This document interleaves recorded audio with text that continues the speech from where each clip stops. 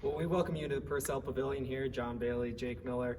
Talking about a crazy game for the Irish. I don't think anybody was expecting this season opener. Only the Radford true believers. It's the team from the Big South coming to Virginia to Notre Dame, and we got an interesting game that was won much closer than we thought, and a game that was 1 point. Were we expecting that? Hey, Notre Dame moves to 23-0 for the home opener under Mike Bray. But John, what are your initial thoughts? We saw a lot.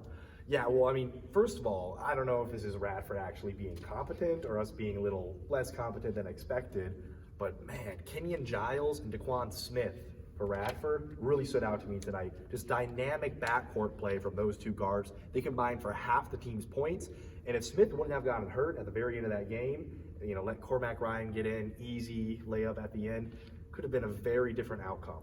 Notre Dame gets carried by Nate Laszewski, and I don't think anybody was expecting that. I mean, obviously he was a good player last year, but didn't always expect to have to step into that number one role. And when Mike Bray did his post-game interview, he kind of made that point, saying, hey, we have a team, we have the big three with Cormac, Goodwin, and Laszewski.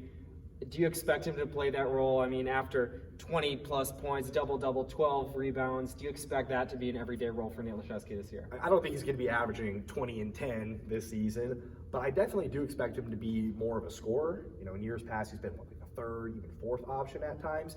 He's a prototypical stretch big. He can rebound. He can play the five if you want to go with that for a five-out offense, and he's great at hitting those three-point shots. But tonight, what I was really impressed with was his ability to create for himself off the dribble. He was great attacking the rim and just dominating mismatches with smaller guards.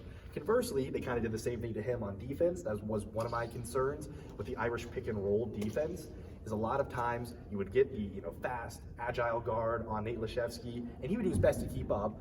Same with Lubin. Those two guys were a little shaky on the perimeter. Hard game, yeah. Yeah, and then conversely, when we get those matchups with Wirtz or J.J. Starling with the big guy down low, was not always, they weren't able to stop them. They did their best, but I really think Mike Bray's going to have to watch the film, look at those X's and O's, and think of a different way to play the pick and roll defense. Maybe drop Laszewski a bit, do a deep drop, because the switching just is not working as it is. Well, let's talk a little bit about Trey Wirtz. So speaking of the sixth man, Trey Wirtz coming in for the Irish, and today the Lep Legion, our faithful fan group led by all the sophomores today. They had the sophomore party before out in the North Quad, sophomore slam, inflatables, food, t-shirts, looked like a great time.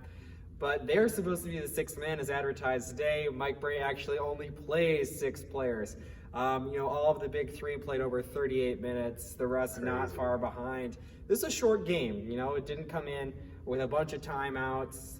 The players had to play, and they get a couple days off Friday, Saturday before a game this Sunday, but it was an interesting game for the minutes perspective. But let's talk a little bit about Wirtz. 4 for 5 from 3 today, steps up big. Also some jump shots, some layups, some stuff that we really haven't seen from what used to be a big three-point specialist. Yeah, that's exactly what I wanted to talk about. We talked about Mike Bray's post-game, and he was saying that in practice, when we saw Marcus Hammond was going to be out for several weeks, MCL sprain, he told Trey in practice, don't let him take that spot back.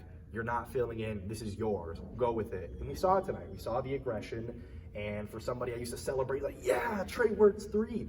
He was doing it all. He was trying to establish himself as a reliable 3-level scorer, hitting mid-range jump shots, attacking the paint, getting those layups. And I was really impressed with him. I would totally keep him in the starting lineup going forward. Granted, I am quite a big Marcus Hammond fan. I think he's a knockdown three-point shooter. It was 38% in Niagara last year, and just an exceptional playmaker.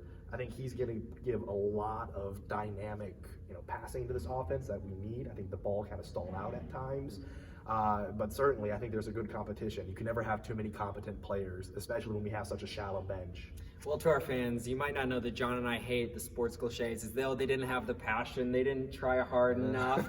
I don't know if it was a lack of passion today, but Notre Dame, there was something about the physicality in this team that Radford simply had the leg up today. We'll see if that's the case going forward. Just more athletic. I think it was athletic. They were faster. I don't know how they're going to pair up against some of those other teams. We talked about Florida State a bit today. Yeah. That's a team that just screams to me toughness, physicality. They're known for their big men, dominate down low, and I just don't know how we're going to match up with him. To me, that's the kryptonite in the ACC. Duke, they're just, match up better, but Florida State has everything that will kill this Irish team. The defense definitely improved throughout the game today for the Irish. They were able to find those weak spots on Radford, be able to force them to shoot more and more, but this might be an anomaly for both teams. Notre Dame not playing as well as it could. Radford shooting 40% from threes. That's not sustainable. A team from the Big South, they're not going to be doing that. But hey, they have some guys who... Yeah, those two guys, we talked about them. They're in the game. They got it down. Absolutely, absolutely. Well, it was an exciting one here at the Purcell Pavilion today. The Irish take on Youngstown State at home. Team Mike Bray actually said in his post-game presser today, a team that he thinks is going to win their league. They'll visit the Irish Purcell Pavilion at 4 o'clock on Sunday. Already undefeated. Matchup of two undefeated teams. You can find that one on your local regional sports network or online streaming. ESPN Plus. ESPN Plus. Actually, I don't know. It's RSN. So whatever you can find it on, be happy to stream that. We'll be back to cover the game afterwards. For all of us here at Shamrock Sports, stay tuned into our YouTube channel for weekly news, sports updates, and all of the like. We hope to continue to cover your Notre Dame Fighting Irish men's basketball team throughout the season. So for John and I, have a good night and go Irish.